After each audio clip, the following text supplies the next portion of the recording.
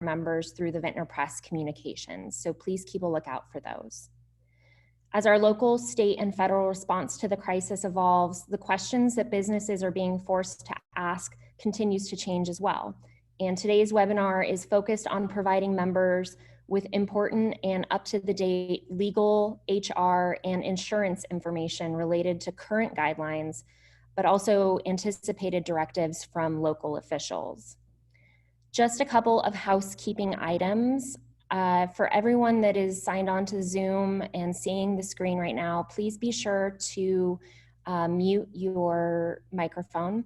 There is a Q&A tab at the top of your screen where you can submit questions for our speakers.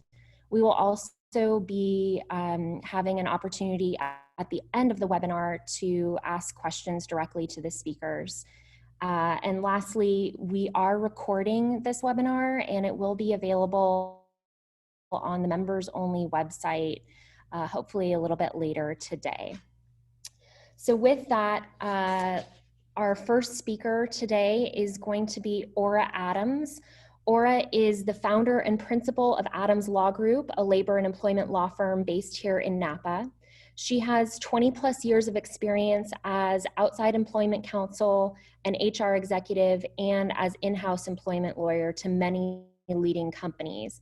And this provides her with a really unique perspective for what the situation that we're facing right now. She advises employers on day-to-day high-risk employment decisions ranging from complex harassment complaints to thorny leave and disability issues, wage and hour disputes, executive transitions, and large-scale reductions in force. She is uniquely qualified to address so many of the questions that are currently facing our members, and we're thrilled to have her. So with that, I'm going to hand it off to Aura. Good morning. Thank you for coming. Just as a compliment to how fluid all of this is my third webinar this morning. The other two I was listening and gaining new information with each one. The present state of the law, some of the concerns my clients are raising, and many of them are wineries in this area and neighboring counties, is extraordinarily fluid. Michelle mentioned that this webinar is going to be recorded, and my first thought was, wow, by the time somebody listens to this at the end of the day, some of what we say may actually be mooted and changed. That's how quickly things are moving. Thinking back, it was only 6 days ago that we were all playing basketball, and when I taught harassment, I was trying to get people to high five instead of hugging, and now, of course, we don't want any of that. A caveat, which is that employment law always, as you know, turns on individual fact patterns, and now more than ever, decisions are going to be dependent on your workforce and your risk tolerance. And so this webinar is intended to give you big picture concepts, help you issue spot, really help you appreciate some choices you may have, and hopefully help you identify when it's time to consult your own employment counsel. In other words, do not rely on the general advice that I'm providing to take steps within your workplace, and instead stay close with your employment counsel. And when you do reach out to them, brace yourself for a situation where we're all living in ambiguity.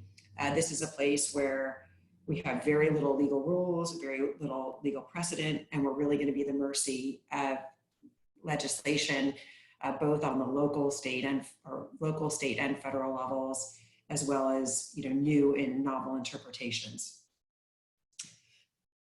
That being said, my clients, and my phones have been ringing off the hook, and I'll try and sprinkle in specific client questions and issues that have popped up as we go. Their priorities are changing rapidly and really range greatly. Some of my clients are focused on how to keep employees working in light of shelter-in-place directives or concerns about their own individual safety. Other clients are engaging in drastic reductions in force already, and some are still calling me about business as usual with a wage dispute or harassment complaint. So I struggled a little bit with how to sequence today because I wanted to address your needs, and yet my clients' needs are all over the map. So just rest assured that we'll get to all of these concepts that are showing up on your screen. One, we're going to talk about how do you balance workplace safety with privacy and discrimination concerns. We'll pretty quickly buzz through discrimination and also privacy concerns, because as we do that balance, I think more and more workplace safety is weighing out. We will also spend a considerable amount of time, and this I think has become more foremost on people's mind, about how do you reduce your overhead and specifically your payroll costs while still caring for and retaining your employees. We'll talk about employee resources and different payroll saving strategies that you may have available to you. And lastly, communication is key. It's new for all of us. People's crises personalities are not always their best personalities. And so that's creating issues in the workplace, and we'll talk about that as well.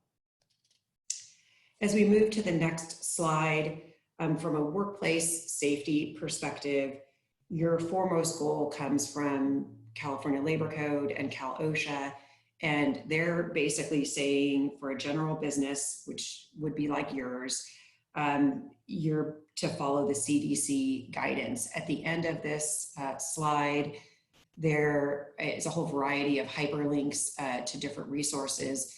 The free resources out there to employers are robust, both on the county, state, and federal level. And I'm checking them numerous times throughout the day because they're constantly being updated. But the CDC and Cal OSHA guidance walks you through your expectations to how you meet the obligation to provide a safe workplace. And they'll, almost all of them, those recommendations will be familiar to you and things that we've seen.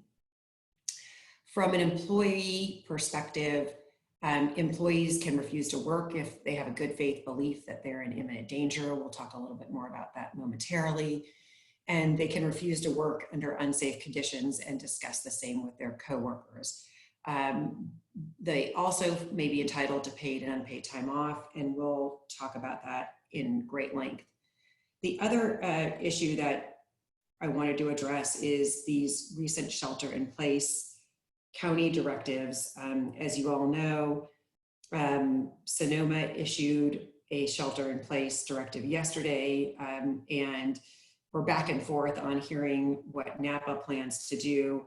But I think we should brace ourselves for Napa being, not far behind Sonoma. And as you probably are familiar with, the directive to shelter in place exempts essential businesses. And there's been a lot of industry back and forth about where the wine business falls as far as an essential business. The San Francisco FAQs on this issue, because they were one of the first counties to go shelter in place, exempted food cultivation, including farming. It exempted businesses that ship or deliver groceries or food, and businesses that supply other essential businesses, such as grocery store with supplies. Sonoma specifically issued a interpretation yesterday that wineries were considered an essential business to the extent that they were preserving their inventory or production, but not for retail setting. Again, we don't know what the county of Napa will do if and when, and what their interpretation will be if and when they issue a shelter in place, but hopefully the Sonoma interpretation is a model that Napa will follow. So I mentioned on the previous slide that you've got this obligation to provide a safe workplace, and this is many of the best practices that we all know so well now. I want to talk through a few of the more novel or controversial ones.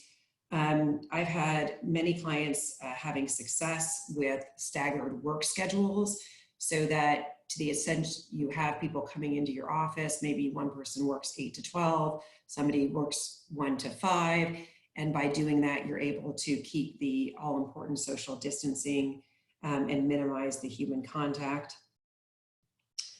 The other mostly very controversial practice that people are asking me about is, can we take people's temperatures?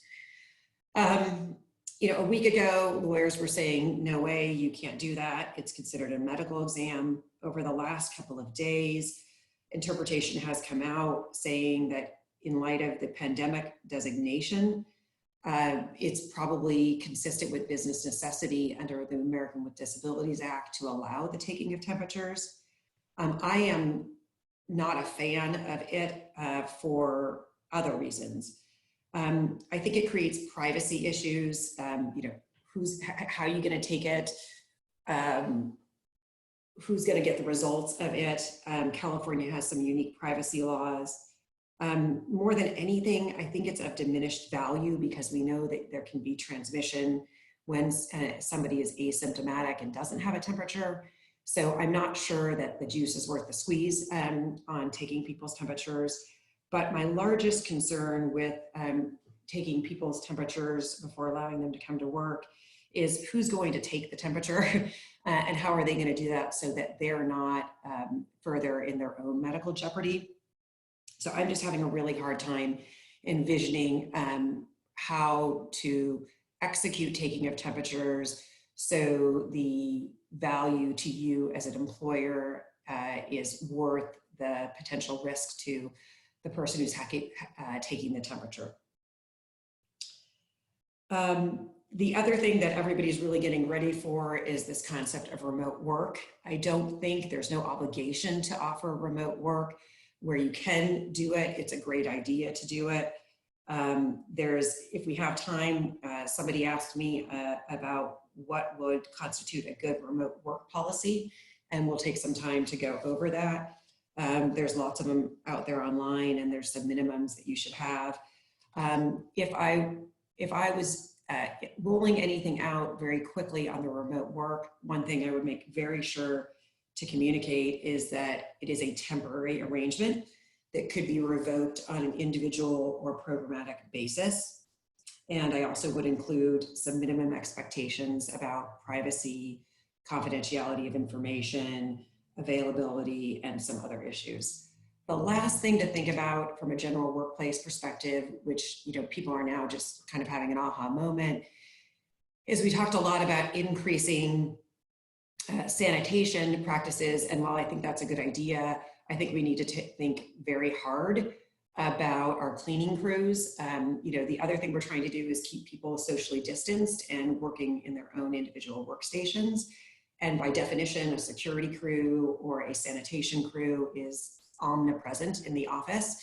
And so we need to be very thoughtful about how well trained they are, what their practices are, and how we want to move forward with that. As I started with talking about how we were balancing safety against privacy and discrimination, let's very quickly look at the next slide discussing privacy. And this is one where I caution you against pulling from federal resources because California does have some very unique rules relative to individual employee privacy and some unique rules relative to medical privacy. At the risk of really oversimplifying the privacy issues, don't name names, don't ask for more information than you truly need to know, and share information based on a need to know. I guess the last bullet I would add there would be if you're doing anything that could possibly be considered an invasion of privacy or an infringement on one's privacy, do it in the least offensive and least intrusive way possible. So for example, if you are concerned that you're noticing somebody with symptoms and you want to ask them a little bit more about it and encourage them to go home, do that in the privacy of an office and with 6 feet distance. And a word about not discriminating on the next slide. Again, I'm going to move relatively quickly through this and really oversimplify your obligation. Be very consistent with your policies and practices.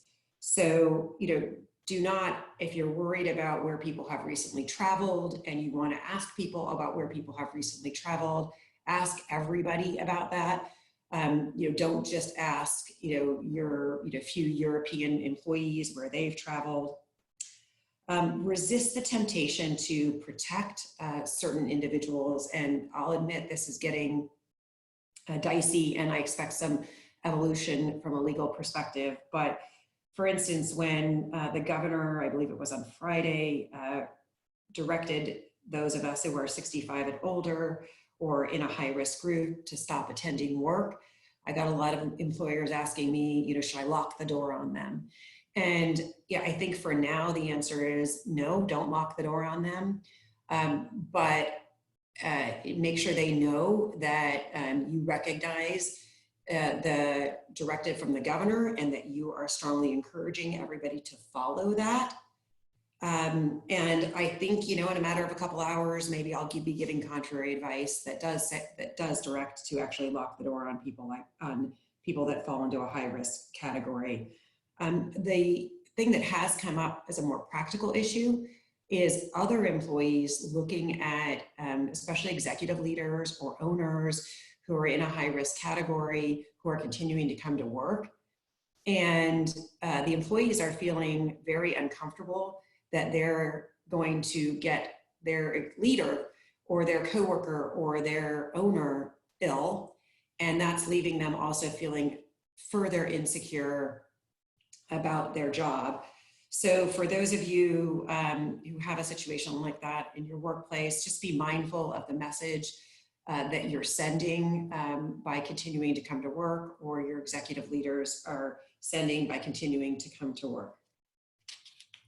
And remember, all of this is a balance.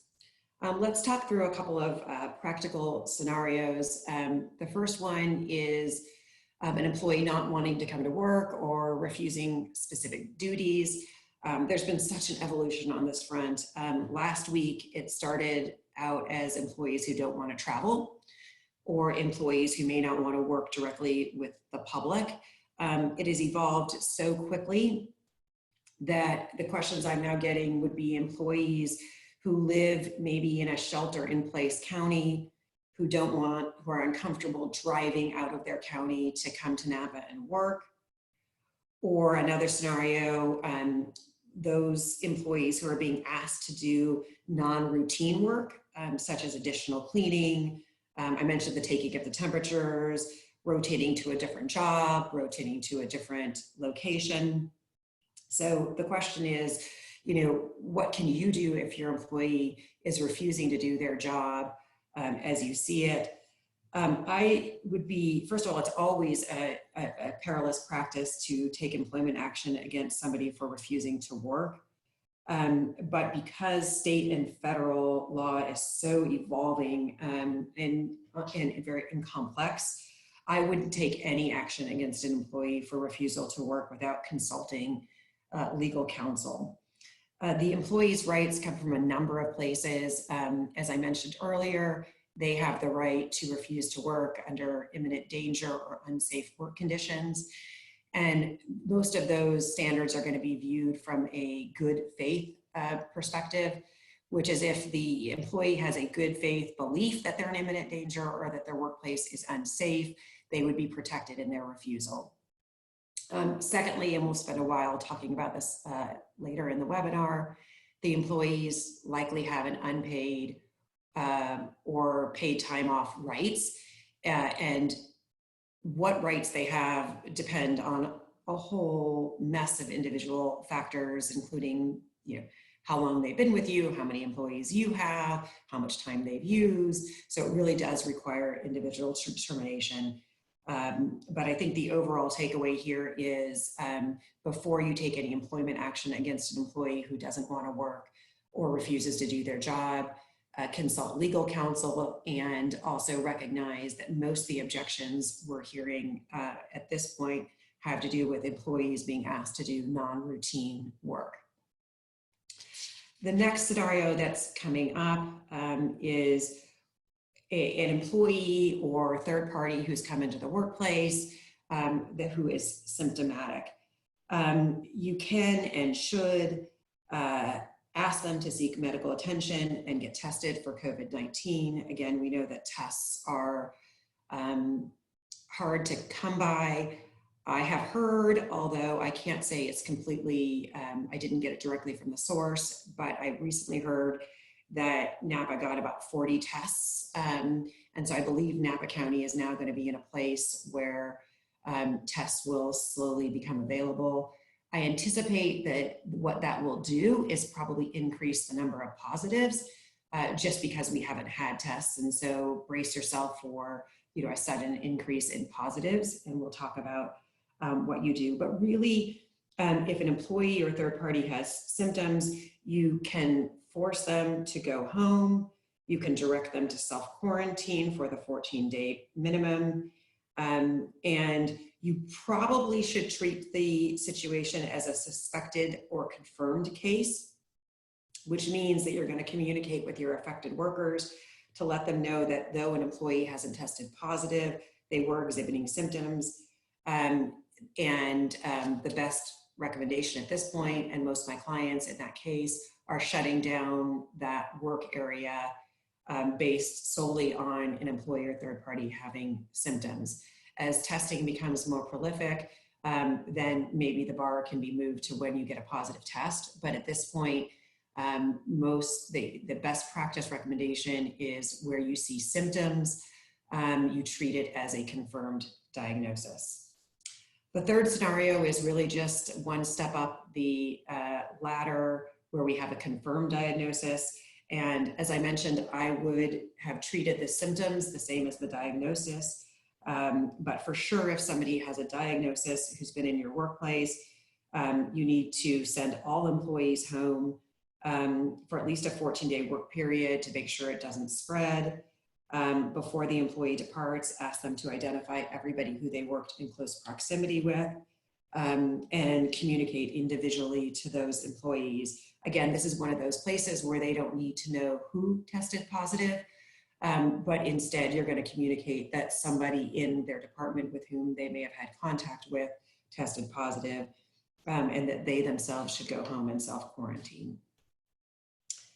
The final one is yet a further layer removed, where you've got an employee coming to you or somebody who's been in your workplace coming to you and saying, hey, I've been in close contact with somebody who's symptomatic or diagnosed. For instance, my child is sick, and I'm trying to decide whether or not to come to work. Again, the best practice is in this situation to treat it as if it's a suspected case, which means your employee or the person in your workplace has been in contact with a suspected case or confirmed case, and go ahead and quarantine them and potentially shut down your operations in that department. The recommendations on that are, on how to handle all those situations are really less than specific. And so when I went looking for directives to tell you exactly what you need to do in those situations, we're not really finding directives beyond what you should do if somebody tests positive.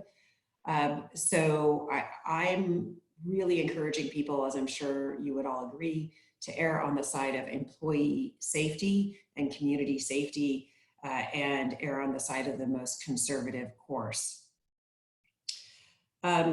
At this point, when I produced this PowerPoint, I put reducing overhead later in the webinar based on where my clients are going, and based on the governor's directive that so affects all the hospitality and tasting rooms. I probably could have now started with the slide of reducing overhead. Let me take kind of the lens out and give you some overall background on generally reducing overhead, and then we'll get into some of the specific issues that are raised by COVID-19. Most of you are familiar with this concept of at-will employment, and what at-will employment means, that's what's in your employment applications, hopefully in your handbook, and for most of you, you might have one or two or maybe even no people with employment contracts, and so instead 99% of your workforce is governed by this at-will employment concept. What that generally means is that you have the ability to manage your workforce, which includes hours, shifts, location, work duties, and termination. And an extension of that from a wage and hour perspective is that you normally only need to pay your non-exempt or hourly employees for actual hours worked. Your obligation to pay exempt employees is a bit more complex. To simplify it, they generally need to be paid for a full work week. So an exempt employee who works Monday and Tuesday, and you've decided to send everybody home and have no remote work as of Tuesday, would still need to be paid for that week. Generally, you can gap fill that week for an exempt employee with available sick or vacation.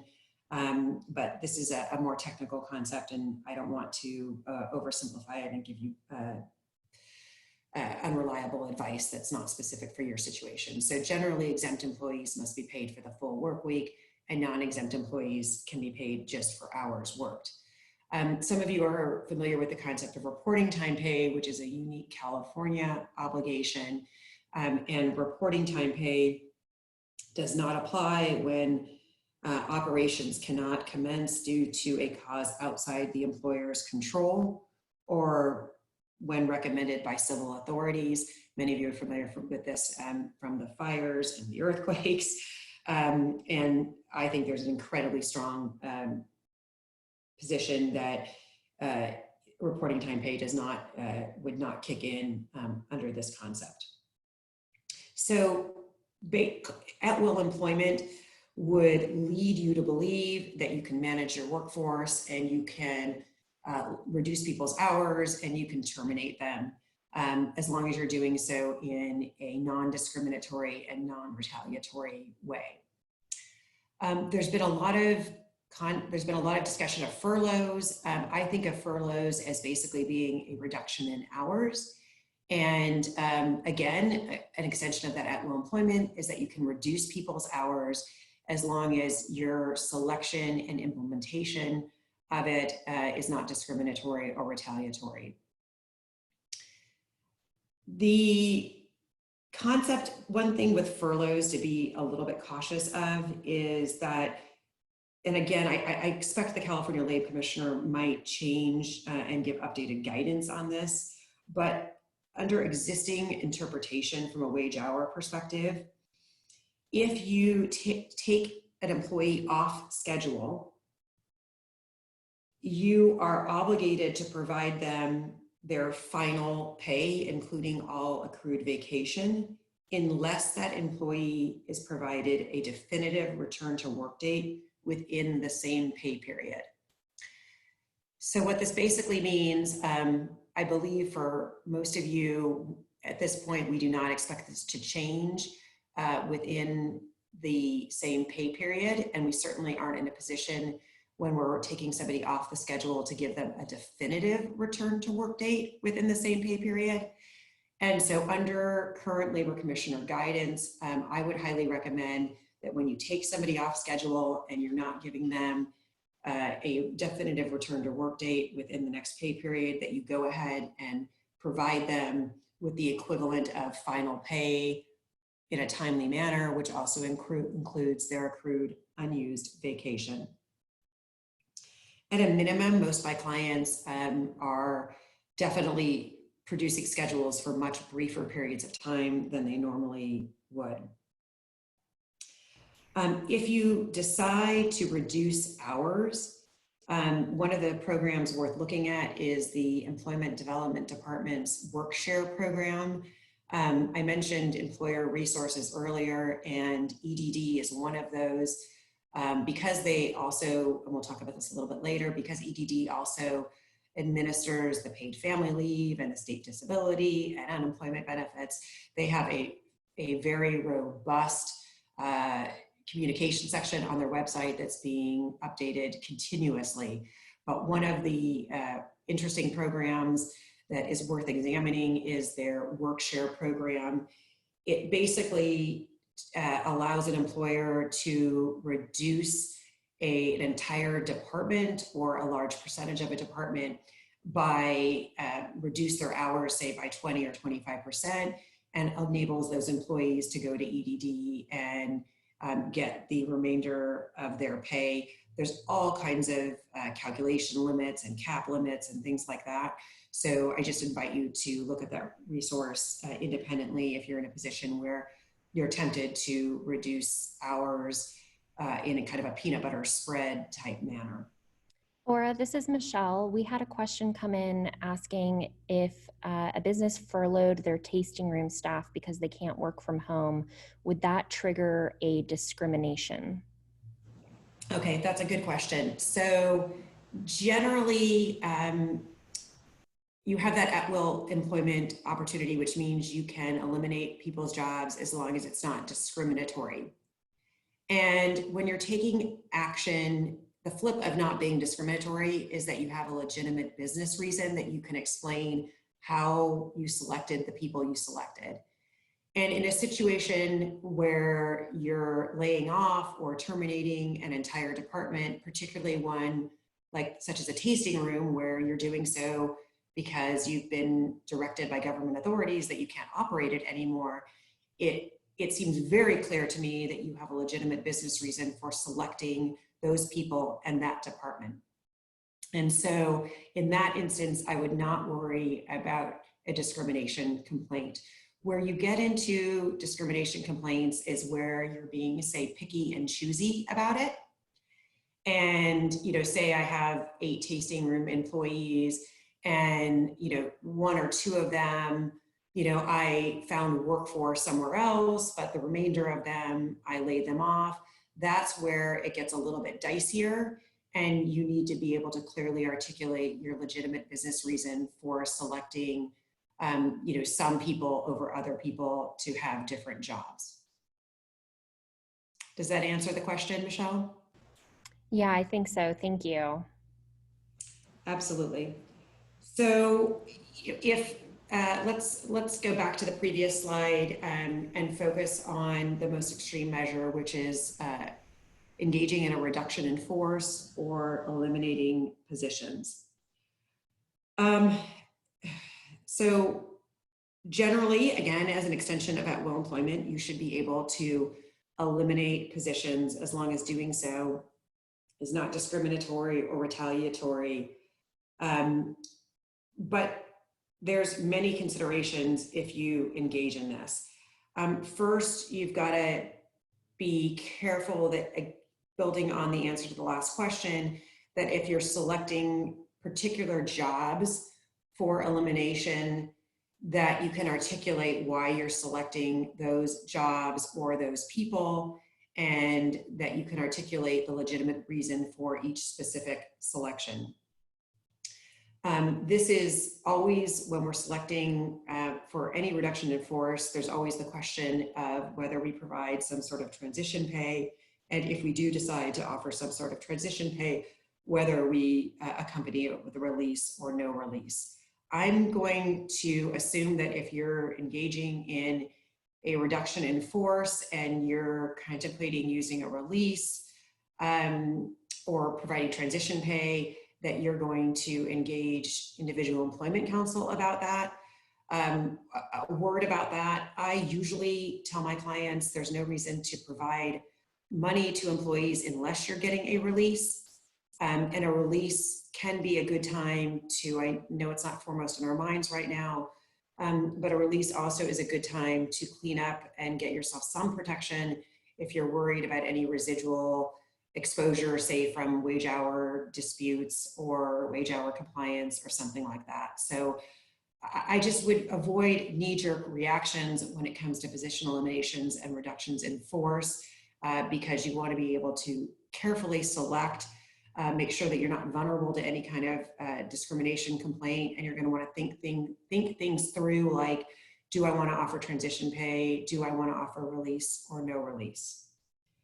The other issue, and this is mostly geared towards large employers, is the issue of WARN and the baby WARN, what it's called, CAL WARN.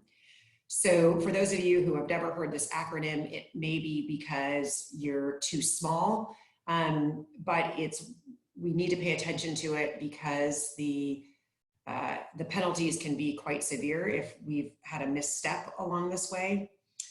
Generally, we're talking about under Cal Warren and Warren, a company with at least 75 employees where 50 or more of the employees are being affected by the reduction in force or position elimination.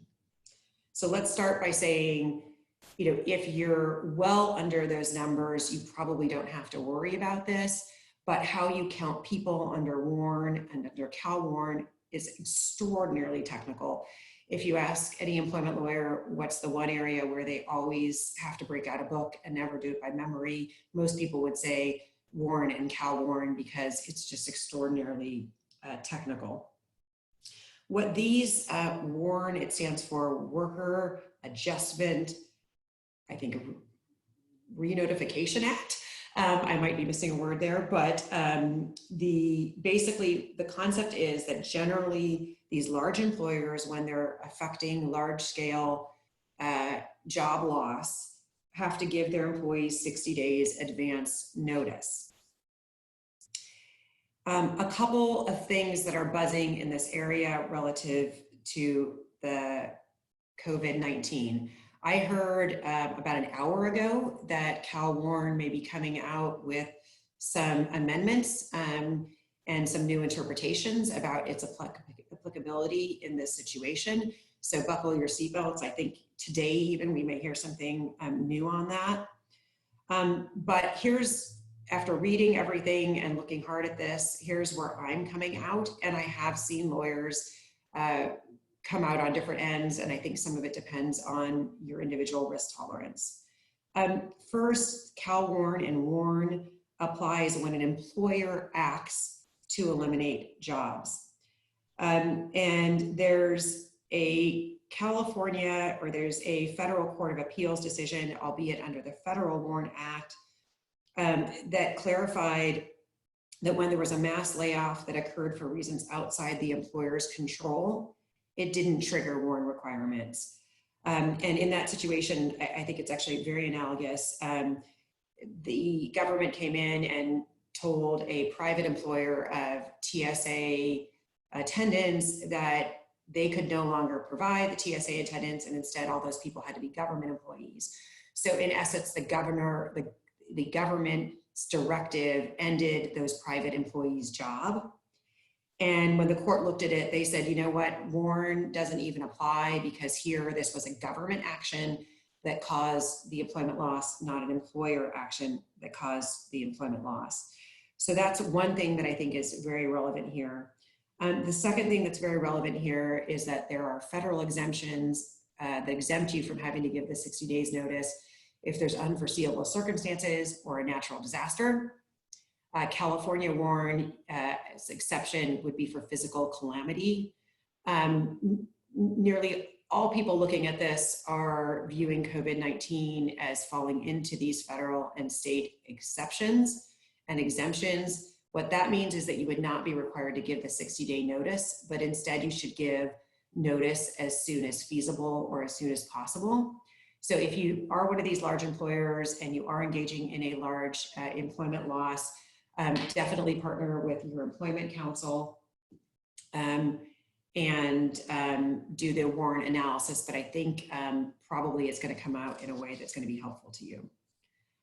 Let's move to employee resources that are out there. I'm going to break them down into resources for employees that for paid time and unpaid. I'm going to first talk about what is currently available, and then we're going to talk briefly about what is pending. The sources of paid time that are currently available for your employees, one, the California paid sick leave. You can't mandate use of that, but most employees are readily using it in this situation. As most of you know, that's for themselves or for caregiving purposes. You also can't require, well, you shouldn't require a doctor's note generally, and particularly in this situation. So I expect that most employees are burning through their paid sick leave. They also may have paid time off or vacation available, and they should be allowed to use that for any reason under your policy. The other sources of pay, I mentioned the EDD earlier. The EDD is responsible for administering three different programs that could offer a stream of payment to employees. They administer state disability insurance, or SDI, that would kick in for one's own illness. They administer PFL, or paid family leave, that would kick in for a family member's illness. And they administer the unemployment benefits based on loss of work. I looked this morning because I asked the question, okay, if it's just for lack of childcare, what can the employee get? And according to EDD, they're suggesting that you may, in that situation where you're not attending work or you've had a loss of work due to childcare or lack of childcare, that you may have unemployment benefits available. As of Friday, the governor waived the 7-day wait period. So those benefits should kick in immediately. And then, as I mentioned, even partial EDD benefits are available either through a global work sharing program or just because the employee's hours have been reduced. There are a few additional sources of unpaid time. Again, this doesn't obligate you to pay your employees, but it obligates you to allow them to take unpaid time. If you're an employer with 25 or more employees, employees get 40 hours of leave per year due to closure of a child's school, which of course we're all dealing with. And if you're an employer with 50 or more employees, your employees may have right to unpaid leave under FEMLA or CIFRA, depending on the level of the medical issue. Probably the one that most people are keeping their eye on, and for good reason, is this federal program that's on the horizon. It's the one that the House refers to as HR 6202. It was passed, I believe, out of the House Friday night. At that point, everybody was saying, oh, it's going to go to the Senate and Trump's going to sign it. It's going to be immediately effective. Here we are as of Wednesday morning, and it has yet to come out of the Senate. It's also referred to as the Families First Coronavirus Response Act. It is extraordinarily technical, and there are many open issues. And whatever happens on the Senate floor, could drastically change it. But in its current form, I'll give you a couple of highlights just so you can have some appreciation of what might be coming down the pipeline. What might be coming down the pipeline, and it will be effective, again, under its current form, it's effective 15 days after passage. So it could be as early as 15 days, and this applies to you. It is currently applying to employers with fewer than 500 employees. So for the handful of you with more than 500 employees, you're going to be exempt from this. And it, in its current form, allows the Department of Labor Secretary to exclude employers with less than 50 employees. So in its current form, it's going to apply to employers with under 500 employees, and it may apply to employers just with 50 to 500 employees. It is actually broken into two parts, and it's going to require a stream of payments from you to your employees that is then offset by a dollar-for-dollar tax payroll credit to you up to certain caps. I mentioned it is broken down into two parts. What it describes is that the first 14 days, employees are supposed to get full pay, and for the remaining 10 weeks after those first 2 weeks, the employer pays 2/3 of the salary up to a cap, and that the employer would get tax credits up to those daily and total caps. Again, I want to emphasize that the future of this bill is uncertain.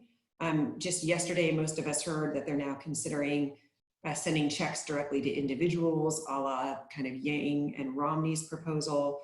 They're also considering payroll tax credits. and it remains to be seen, how all these pieces will work together and whether all of these pieces will work together.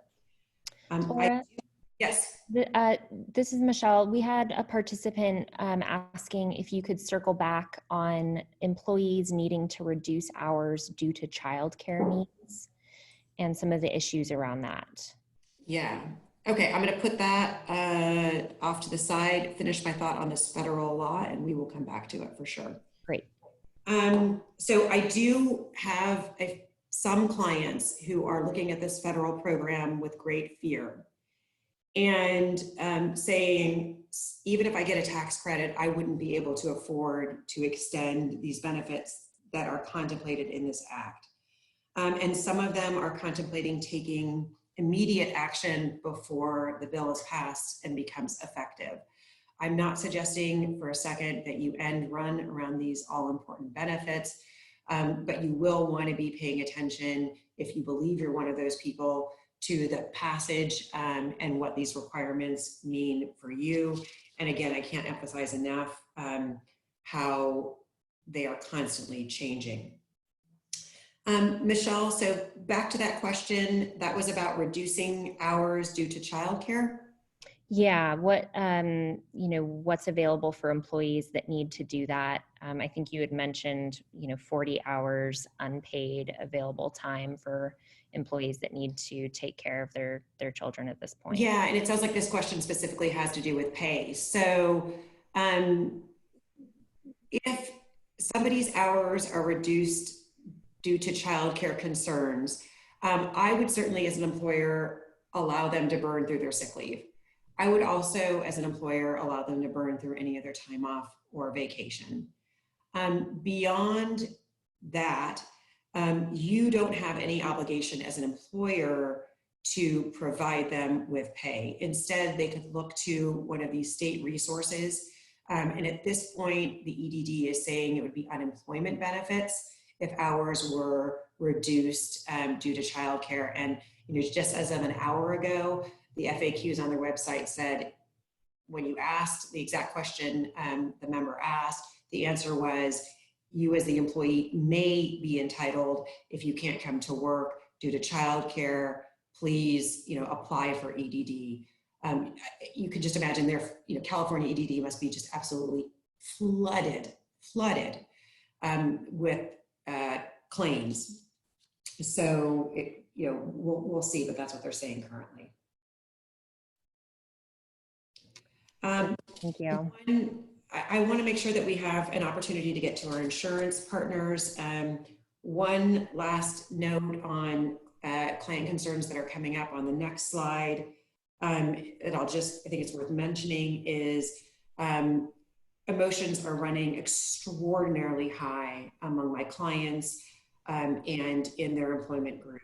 I think all of us on a good day live somewhere on the spectrum of anxiety, and that's certainly coming in play. You combine that with many of us in the sandwich generation, where we're worried about elder care and we're worried about our kids, lack of school or lack of childcare. And then there's a significant concern of financial devastation from people relative to job loss or investment loss. Clients who are out there in front are looking for resources like EAP, or even calling in a financial counselor through their 401k programs. So there's definitely some ways you can get ahead of employees' anxiety. The next slide just details for you employer resources that are out there. There are others. For those of you who are a member of HR Labor Law Digest put on by the Cal Chamber, they're doing a good job of keeping everybody up on things. But here are some resources for you. With that, I wanted to invite our insurance partners to talk to us a little bit about workers' comp and business continuity. Liz and Deborah. Yes, good morning. Hi, thank you, Aura. Yeah, thank you very much, Aura. So, hello everyone. My name is Liz Bishop, and I'm an Executive Vice President here at Heffernan, and I'm partnering here with Deborah Costa, who is our senior leader and the co-head of our wine practice. And we know that certainly all of our wine clients are wondering, is there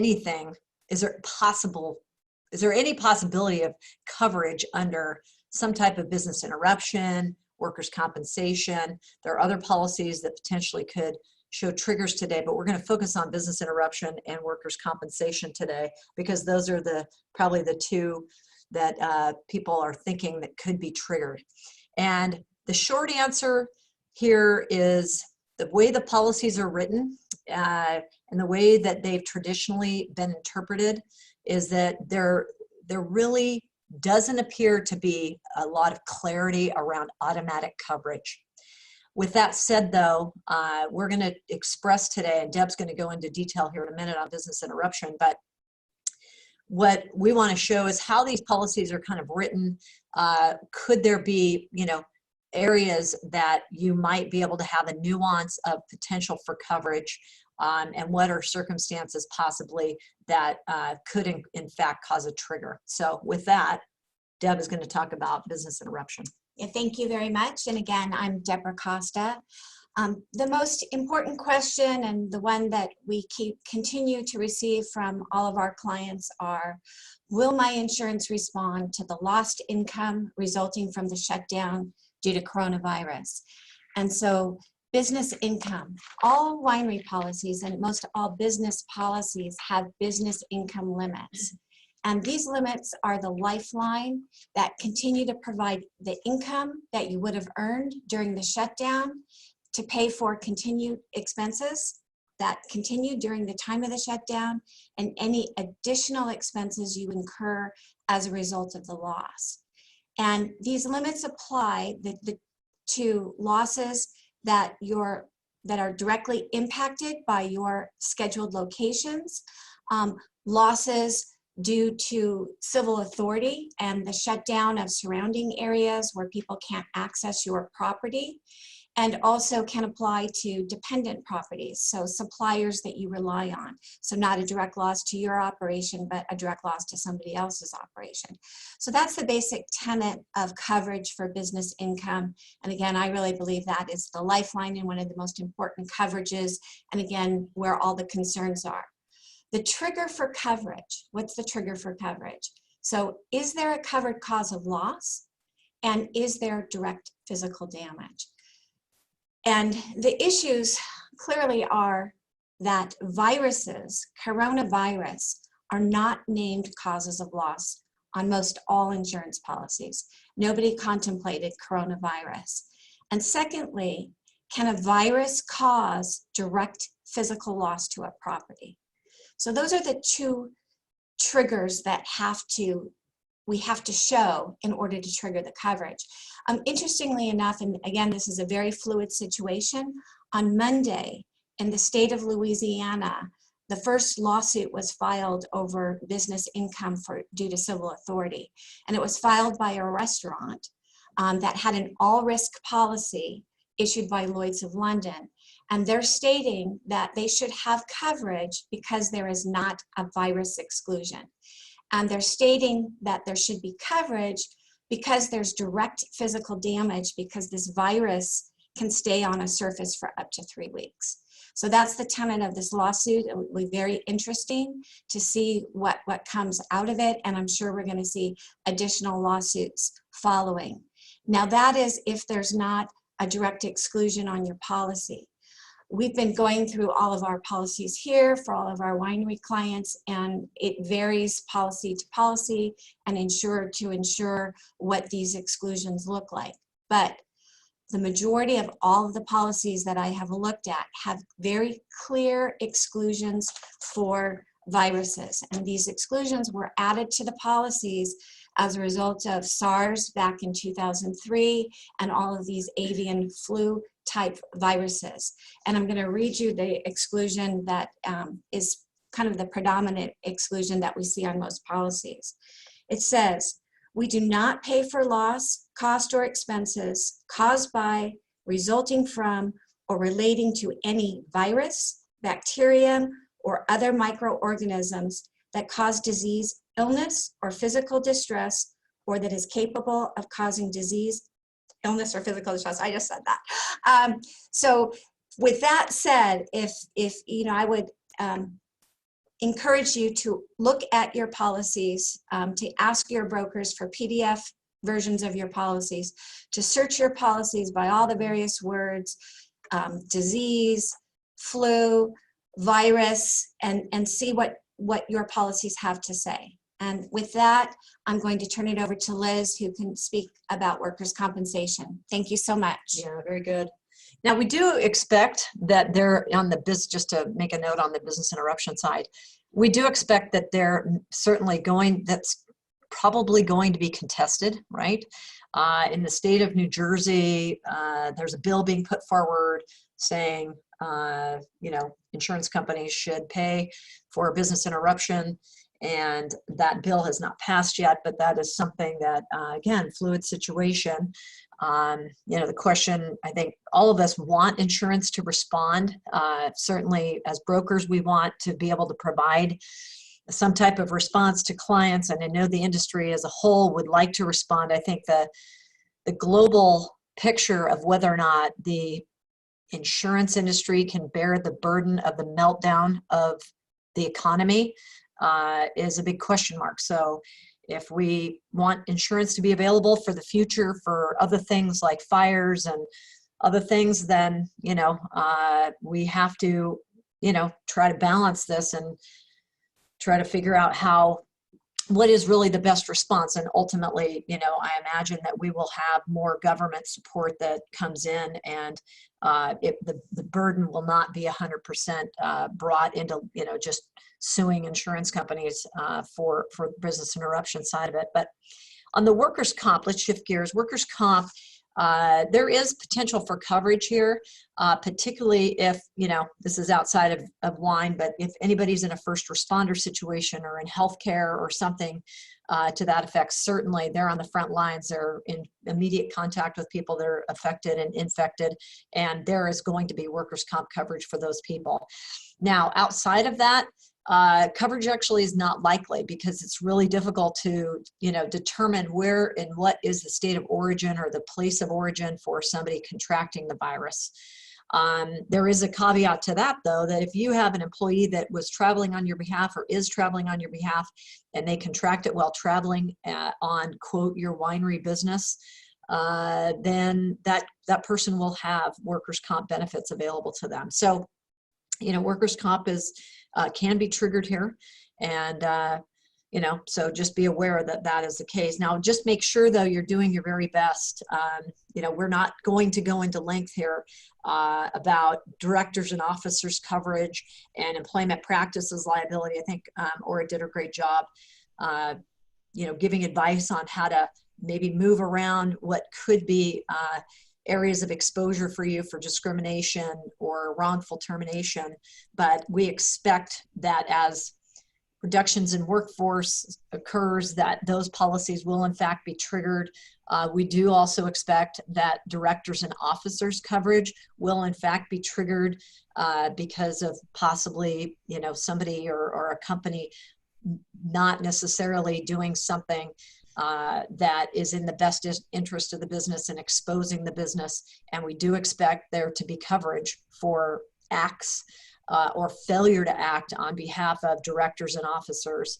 And so do expect some coverage there if in fact there are lawsuits. So that is our portion for now. Actually, you know what, I wanted to say one last thing. A question came up yesterday because we gave a webinar yesterday to a group of women for Wine Sense and then also our clients. And a question came up about whether or not, what if you as a winery know that you have an infected employee and that comes to light? What is your obligation under OSHA's, you know, requirements right now? And so, you know, there has been a little alert that's gone out, but if, you know, if an employee of ours is tested positive, you know, what should we do? So the actions that what you should do are you should send home any employee that has worked closely with that person. over, for the last 14 days.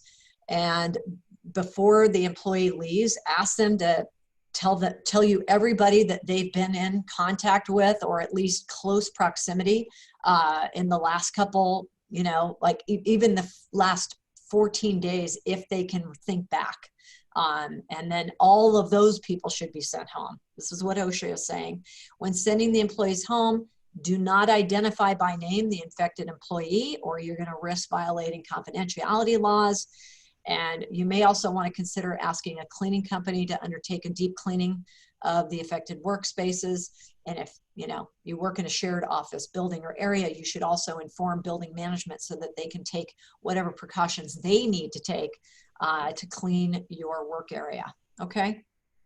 Great. So, thank you so much, Liz. That is our section. You bet. Fantastic. So we are at 11:02 right now, but I know there are still some questions from the participants. So we'll go for about 5 more minutes, if that's all right with everyone. One question that came in was regarding the shelter in place and how that might affect warehouses and associated shipping. So Aura, I don't know if that's something you can address. I'm looking here at the Monterey County shelter in place order, and it does look like they've made a provision for businesses providing mailing and shipping services to be considered an essential business. Yeah, there's so much unknown about the shelter in place, and it's coming out county by county. So here we are in Napa, we don't have one yet, and we're looking at what did San Francisco do, and what did Sonoma do, and what did Monterey do. So I think it's helpful to look at those, but we don't want to take a leap from that to assuming how it would be handled here. San Francisco definitely exempted businesses that ship or deliver food or groceries. And Sonoma exempted wineries in an effort to preserve or inventory or production, but not retail. And what you're bringing up is that step right in between, right, which is the warehouse, where presumably I think it would get down to is the employee there because they're trying to preserve your inventory and that's why they're in their warehouse? Or are they there because they're supporting a retail operation? I think if they're supporting the retail operation, then the exemption is a little bit more tenuous, but you still may be able to, step into that. We're supplying groceries. So I don't feel comfortable opining on specifically that warehouse. I think we all want to keep our eyes peeled for county direction. And even then, everybody may be making their own decision about risk tolerance. Right, that makes sense. Another participant wanted to circle back to if an employee calls out sick and Yes. your guidance on requiring or not requiring a doctor's note clearing them to come back to work. I see that. Thank you for that question, Amanda. I noticed your name there.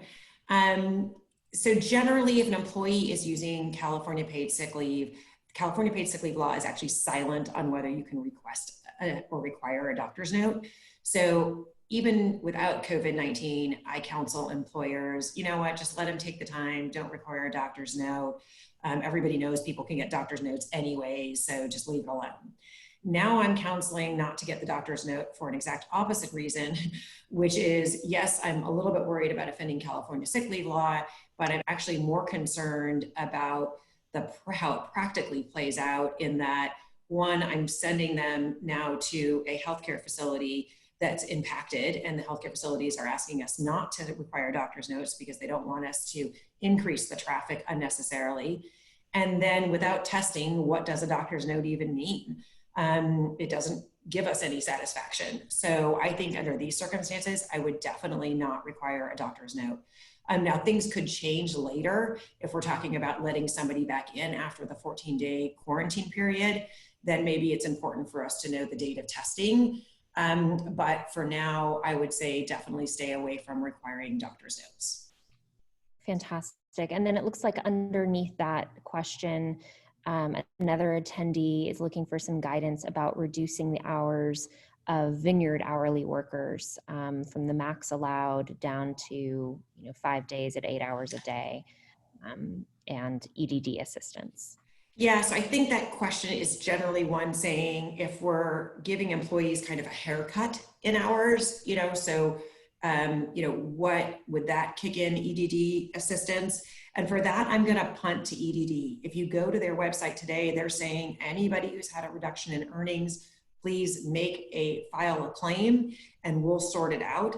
If you go to the concept of EDD work sharing page, they're talking about EDD work sharing kicking in if there's a 10% reduction in hours. But EDD calculations are very ticky-tacky, and I don't want to step out of my lawyer framework and into EDD assigning benefits. And I don't want you as an employer to likewise make any assurances to employees that they will get these benefits. I think that you just have to say these benefits may be available and here's the resource. Okay, fantastic. It looks like we have an insurance question, which I hopefully doesn't come to fruition, but Nate is asking if this is still an issue during harvest and grapes cannot be harvested or processed, will this be considered physical damage and thus be considered insurable? That's a great question. And this would be crop insurance, and I would venture to, I think that's something we can get back to you on. Yeah, I think that it has a possibility of being considered physical damage. I do think that trigger could potentially be there. Now, that said, we'd have to look, or have you look with your broker on your policies to make sure, because this goes back to that business income side and whether or not in your policies, and by industry, they could be a little bit different, because frankly, general liability carriers are a little bit different for the vineyard management side of the house versus the 5 to 6 carriers that focus in wine. And so it really is going to go right back to that general liability policy, or excuse me, that property policy that is going to look at those definitions and exclusions. So, it's a possibility. I do think it's going to be an area that'll get litigated, even if those exclusions are in place. I do believe this will be litigated. Wouldn't you agree, Deb? Yes, and again, I would just encourage you to look at your policy, and just to go back to, I think this would be under the crop insurance. Potentially, yeah. Great. And then I think one last question here regarding, the proper way to communicate with employees to not come to work if they are displaying symptoms. Or I think you addressed this Sure. maybe a little bit earlier on. Yeah, I did. And, one of the slides that I buzzed over, but it also was on the general concept of the very first slide we had, which is, this is new for us all.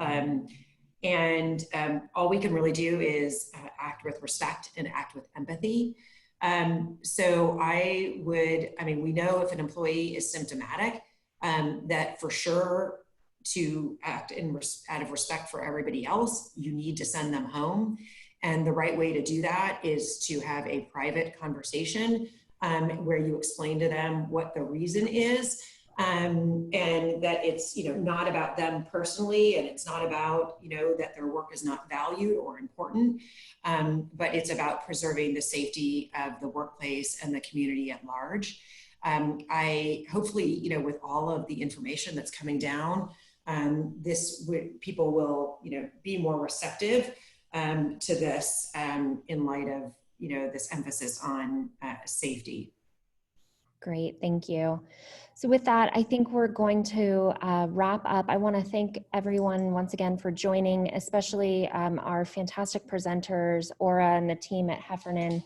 This has been really great information. This webinar will be put up on our members only website later today. And once again, the NVV will be sending out additional resources and communications as we work and do our best to support you during this really unprecedented and challenging time. So with that, thank you everyone, and be well. Thank you. Thank you.